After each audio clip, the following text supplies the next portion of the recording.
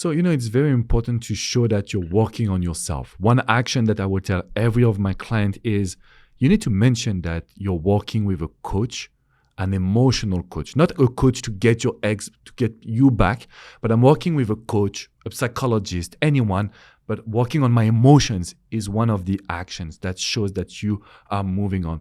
If you were also in a routine, showing that you will do new action is the proof of change. Yep. And most of the time, it's something very simple. Oh, I was in a routine, so just going to the gym, going to a concert, being able to see my friends again. Those are the actions that can show that I have changed. And this is why I don't want to talk about the past. I don't want to feel guilty for the rest of my life.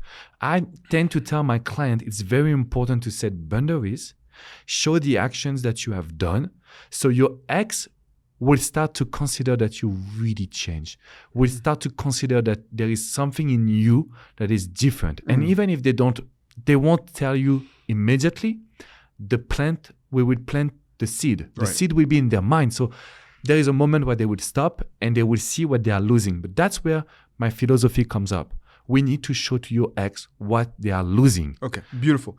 I'm sorry, you were No, because that's where we sometimes not disagree, but we can exchange value and information. So I want to hear your thought on this one. So one question that I have for you is around this question of setting boundaries with an ex. Yes. Most people aren't trying to set boundaries. They're trying to get back together, right?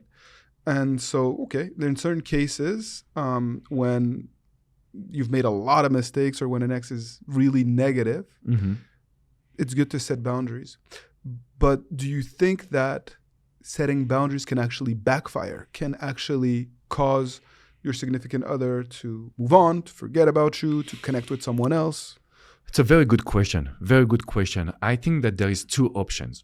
Option number one, we won't be able to get the ex back for any reason. And some people that we coach, unfortunately, they cannot get their ex back. Right. When I look at my success rate, that is around 80%, that means there is 20% of people, unfortunately, they won't be able to get their ex back.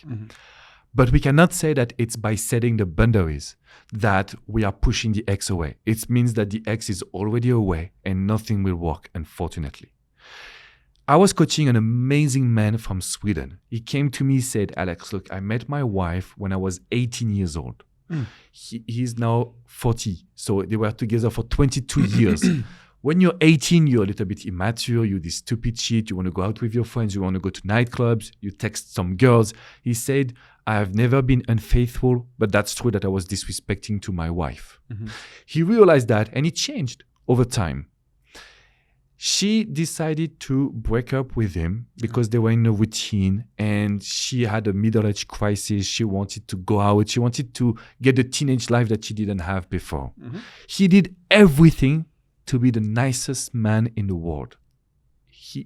And this strategy didn't work. So he came to me and said, Alex, I have tried everything. It's not working. What should I do?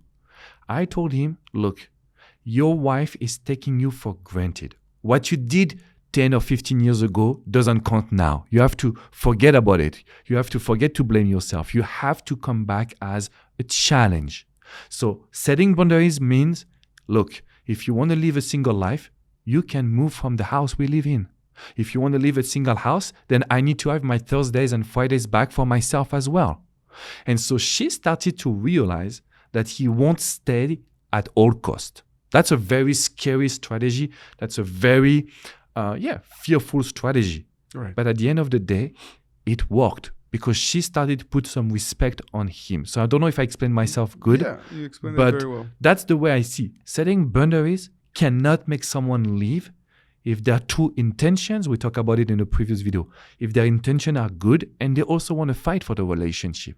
But if for getting your ex back, you're accepting everything, I think that you will lose yourself forever. And that's not good.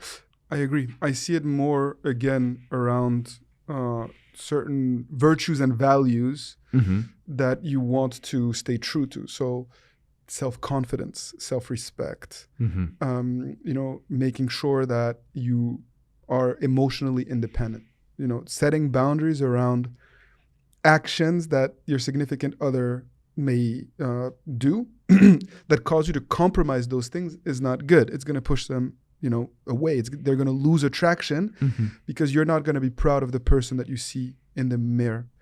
But I don't want to encourage individuals to purposely try to make their ex jealous, for example. I think that to me is not a boundary. Yeah, that can backfire Big bad, time, right? very bad. Yeah. And I'm sure you've seen a lot of examples. Yeah, and that's bad. That's bad. That's why we say when you try to make your ex jealous, they will do the same. And at the end of the day, that will be a childish and very stupid game.